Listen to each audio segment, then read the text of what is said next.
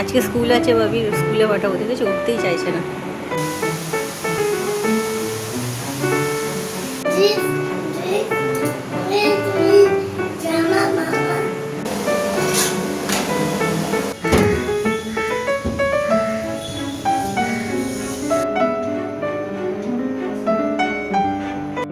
একজন সাধারণ গৃহবধূ মা ভোর হওয়ার সাথে সাথেই বিছানা ছাড়ে।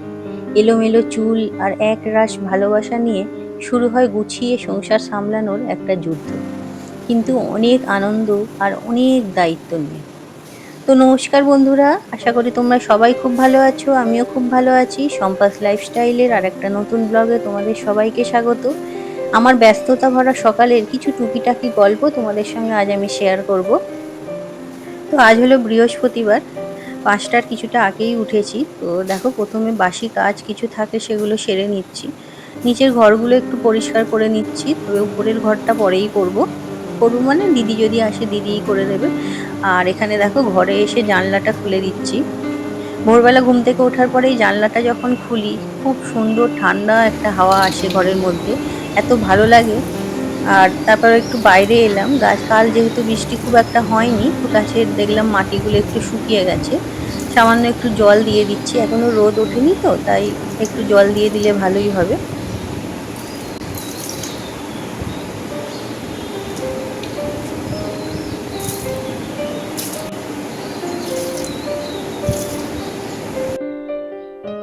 তো সকালে ঘুম থেকে ওঠার পর একটা ব্যস্ততা তো থাকেই। আর তার উপর আজকে বৃহস্পতিবার যেহেতু, পুজোর একটু সময় লাগে। তো বাবিরও স্কুল আছে, বাবানেরও স্কুল আছে, আর তোমাদের দাদা ভাইও বেরোবে। তো চলো রান্নাটা শুরু করে দিই। তো এখানে দেখো, এই থালাটার মধ্যে আমি গতকাল রাত্রে কিছু গোবিন্দভোগ চাল ধুয়ে রেখে দিয়েছিলাম। ঘরে পাখার তলায় রাখা ছিল, তার ফলে দেখলাম চালটা বেশ সুন্দর শুকিয়ে গেছে। তো আজ তো বৃহস্পতিবার, তাই ভাবছি আজকে একটু পোলাও করব আর ধোকার ডালনা করব, অনেকদিন করিনি। তো দেখো, চালগুলো খুব সুন্দর শুকিয়ে গেছে। তো আমার কাছে কোনো তড়কা প্যান নেই, তাই দেখো এই হাতাটার মধ্যেই আমি একটু ঘি গরম করে নিচ্ছিলাম, আর এতে সামান্য হলুদ গুঁড়ো দিয়ে মিশিয়ে নিয়েছিলাম এই চালের মধ্যে মাখাবো বলে। তো পোলাওয়ের রেসিপি আমি আগে আমার ব্লগ ভিডিওতে শেয়ার করেছি, আজকে ওর জন্য ডিটেলসে আর তোমাদের সঙ্গে আলোচনা করব না। আর যা যা লাগে তোমরা মোটামুটি জানো। তোমরা চাইলে আগের ভিডিওটা থেকে দেখে নিতে পারো।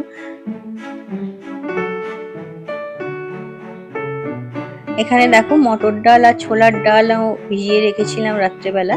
তো এটাকে এই যে মিক্সির মধ্যে নিয়ে নিচ্ছি, সঙ্গে কয়েকটা আদা কুচি আর কাঁচা লঙ্কা নিচ্ছি, নিয়ে এই যে পেস্ট করে নিয়েছি দেখো।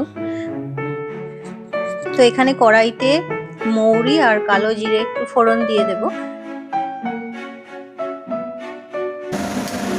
আর তারপরে এই যে ডাল বাটাটা দিয়ে দিচ্ছি। ডালটা না, তোমরা যখন বাটবে বেশি মিহি করে বাটবে না, একটু দানা দানা থাকবে, কিছু ডাল গোটাও থাকবে, সেই রকম হলে ধোকাটা খেতে ভালো হয়। একদম মিহি হয়ে গেলে ধোকাটা ভালো হয় না। তো দেখো, তারপরে আমি একটু রঙের জন্য হলুদ গুঁড়ো দিয়েছি, নুন দিয়েছি, আর সামান্য আন্দাজ মতো চিনি দিয়ে দিয়েছিলাম। আর এখানে দেখো, কিছুটা জোয়ান 1 চামচ মতো অ্যাড করলাম। তো এই ডালটাকে ভালো করে কড়াইতে আগে ভেজে নেব। এই যে দেখো, ডালটা আমার পুরো শুকনো হয়ে গেছে, কড়াই থেকেও ছেড়ে গিয়েছিল। তো এখানে একটা থালার মধ্যে ভালো করে তেল মাখিয়ে ডালটা আমি এর মধ্যে নিয়ে নেব। নিয়ে এবার হাত দিয়ে ভালোভাবে সমান করে নিচ্ছি। তো ডাল বাটাটা আমি সমান করে ফ্রিজের মধ্যে রেখে দিয়েছি ঠান্ডা করার জন্য, না হলে সেটা ভালোভাবে কাটা যাবে না। আর এদিকে পোলাওটাও দেখো, ভেজে জল দিয়ে বসিয়ে দিয়েছি। আর বন্ধুরা, কাল কোনো ব্লগ ভিডিও আপলোড হবে না। তো দুপুর 2টোর সময় আমি লাইভে থাকবো, তোমরা অবশ্যই আমার সঙ্গে থেকো, অনেক গল্প হবে। দেখো, এদিকে ধোকার ডাল বাটাটা এটা রেডি হয়ে গেছে, শক্তও হয়ে গেছে। তো আমি এটা ছুরি দিয়ে একটা মাপ করে কেটে নিচ্ছি। তোমরা জানোই বরফি আকারে যেমন ভাবে কাটতে হয় সেইভাবে কেটে নেবে এটাকে। তো কড়াইতে তেল গরম করে এই যে ধোকাগুলো আমি ভেজে নিচ্ছি। গ্যাসের ফ্লেমটা চেষ্টা করবে লো ফ্লেমেই রাখার, না হলে ধোকাগুলো উপর থেকে রং এসে যাবে কিন্তু ভিতরটা কাঁচা রয়ে যাবে। দেখো, এই যে ভাজা আমার হয়ে গেছে, সুন্দর মুচমুচে করে ভাজা হয়েছে। আর এদিকে আমি আমার জন্য একটু চা বসিয়ে দিয়েছিলাম। দেখি ধোকাটা বসিয়ে দিয়ে তারপরে চাটা খাবো। তো কিছুটা তেল আমি তুলে রেখেছি, আর এখানে কড়াইতে গরম তেলের মধ্যেই গোটা গরম মশলা আর জিরে ফোড়ন দিয়ে দিয়েছিলাম। তারপরে একটু আলু দিচ্ছি, যেহেতু আর কিছু করব না, একটু আলু না দিলে শুধু ওই ধোকা দিয়ে এতগুলো মানুষ খাওয়া হবে না। তো তাই একটু ধোকার মধ্যে আলুও দিলাম। তোমরা চাইলে এটা স্কিপ করে যেতে পারো, আলু না দিলেও হয়। আর তার সঙ্গে দেখো কাশ্মীরি লঙ্কার গুঁড়ো, হলুদ গুঁড়ো আর টমেটো সস দিয়েছি। আর এখানে পোস্ত আর কাজু বাটা দিয়ে দিলাম। একটু আদা বাটাও রাখা ছিল, তো সেই আদা বাটাটাও দিয়ে দিয়েছিলাম। দিয়ে মশলাটা ভালো করে কষিয়ে নিয়ে তারপরে জল দিয়ে চাপা দিয়ে দিয়েছিলাম। আপাতত ধোকাটা দিইনি, শুধু আলুটা একটু সেদ্ধ হোক। আলুটা সেদ্ধ হয়ে গেলে তারপরে ধোকাটা দেব। তো এখানে কয়েকটা বাসন দেখো পড়েছিল সিঙ্কে, তো সেগুলো মেজে নিচ্ছি। সকালে আসলে উঠে থেকে এতটা ব্যস্ততার মধ্যেই চলতে হয়, অনেক প্ল্যান করে কাজ না করলে খুব মুশকিল হয়ে যায়, সময়ে কাজ শেষ করতে পারি না। তো যেহেতু অল্প সময়ের মধ্যে অনেকগুলো কাজ করতে হয়, তাই আমি আগের দিন থেকেই মোটামুটি প্ল্যান করে রাখি যে কিভাবে কোনটা করব কখন। তো তাতে কিছুটা সুবিধাও হয়। তো এখন বাজে 7টা, রান্না আমার মোটামুটি কমপ্লিট হয়ে গেছে। ধোকার রান্নাটা বসিয়ে দিয়ে এসেছি, আর একটু হলেই হয়ে যাবে। যেহেতু আলুগুলো দিয়েছি, সেটা সেদ্ধ হতে একটু সময় লাগছে। তো আর বাসনগুলো মেজে নিয়েছি, অল্প কিছুটা আছে এখনও। আর এখন বেজে গেছে দেখো 7টা বেজেই গেছে পুরো। তো বাবি এখনও ওঠেনি, এই যে শুয়ে আছে। উঠে পড়ো বাবা, আজকে স্কুল আছে বাবির, স্কুলে পাঠাবো, ঠিক আছে? উঠতেই চাইছে না। উঠে পড়ো বাবা। তো যতক্ষণ বাবি উঠছে বইগুলো ওর গুছিয়ে নিই।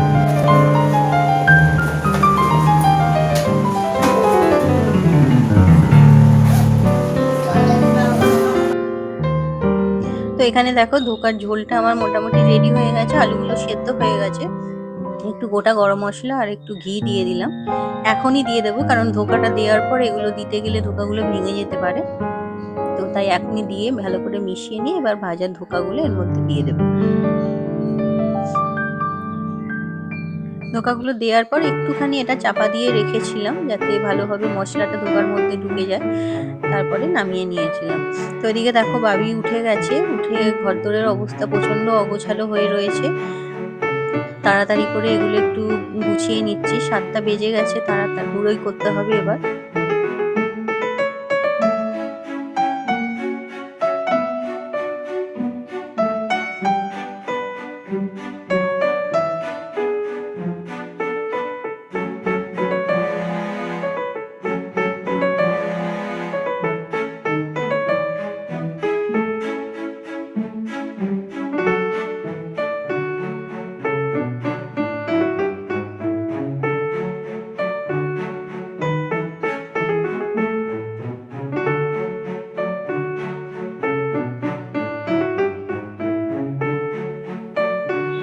এদিকে দেখো বাবিকে এই যে বিস্কুট আর একটু দুধ খাইয়ে দিচ্ছি।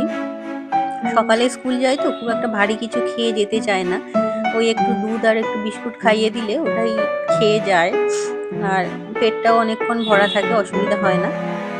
তো আজকে দুধটা না খুব গরম ছিল জানো, তাই মাঝে মাঝে ফু দিয়ে এটাকে ঠান্ডা করছিলাম, না হলে ও খেতে পারবে না। এই দেখো বাবিকে আমি রেডি করে দিচ্ছি, আমিও রেডি হয়ে গেছি। চুলটা আঁচড়ানো হয়নি, কারণ প্রচন্ড ঘাম হচ্ছিল সকাল থেকে, চুলটা ভিজে গিয়েছিল, তাই চুলটা এখনো পর্যন্ত বাঁধিনি, ক্লিপ দিয়ে আটকে রেখেছি, একটু যাতে পাখার হাওয়া শুকিয়ে যায়। আর বাবিকে আগে রেডি করে দিই, তারপরে আমি রেডি হব। বাবানকেও ডেকে দিয়েছিলাম, ও ঘুম থেকে উঠে পড়তে বসবে এবার।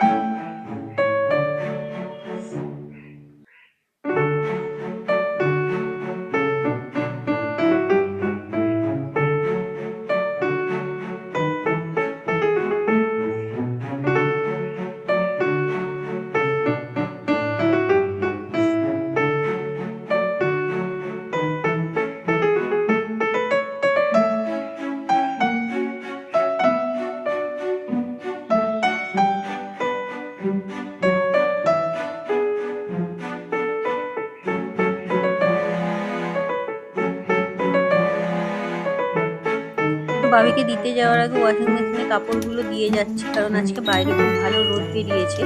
তাড়াতাড়ি কাঁচা হয়ে গেলে এগুলো শুকোতে দিয়ে দিতে পারবো। আমি রেডি হয়ে গেছি, আজকে ভালো রোদ বেরিয়েছে। পেঁপে গাছটাকে ভাবছি বাইরে একটু বের করে দিই।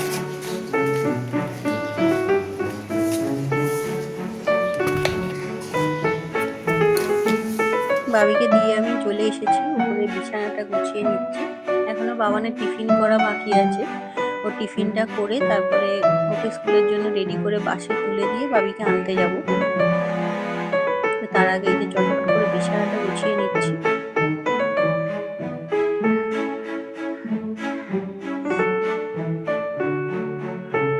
আসলে আমার যা সকালের রুটিন, আশা করি তোমাদের সকলেরই হয়তো একই রুটিন, কিন্তু তাও আমি তোমাদের সঙ্গে এই মানে ব্যস্ততা একটু শেয়ার করার চেষ্টা করলাম, কারণ সব মায়েরই ডিউটি একই হয় আর সব মাকেই আমার মতো সকাল থেকে এইরকম ছুটোছুটি করতে হয়।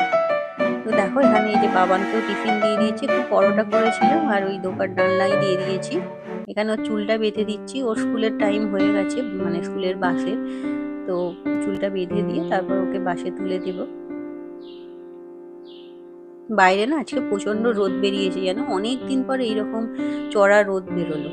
তো এখন টাইম পাইনি, বাবিকে নিয়ে আসি তারপরে জামা কাপড়গুলো মেলে দিতে হবে, কারণ এই আকাশের ওপর কোনো ভরসা নেই, কোন সময় আবার বৃষ্টি নামবে তার কোনো ঠিক নেই।